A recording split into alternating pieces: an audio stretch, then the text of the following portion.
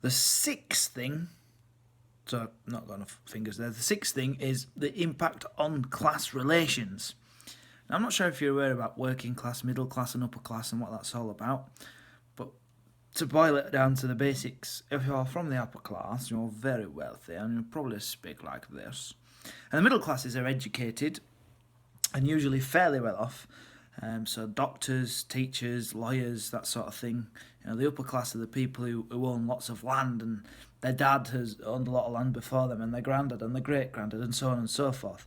And the working class are the people who maybe don't have so much education and not so much money. Those are the basics.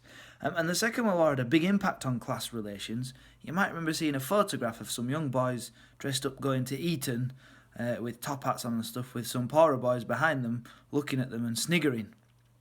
Well, the Second World War brought all of these people together in a common cause to defeat the Germans. And the middle classes were aware of the conditions of working class children, because the middle classes out in the countryside had working class children come to them. And the evacuees moving to the countryside caused many working class and middle class people to live together. So they learnt a lot about each other, and this is linked to the evacuation thing and the Beveridge report. I mean, a lot of this links back to this Beveridge report of the five great evils and what were Britain going to do about it. And it also brought the classes together and made it a lot less distinct. Maybe if you're sat there now thinking, well, what class am I? Am I middle, working, upper, what? That's perhaps maybe one reason why we're not so sure now, and it's not so divided, because the war brought us together and broke down those class barriers.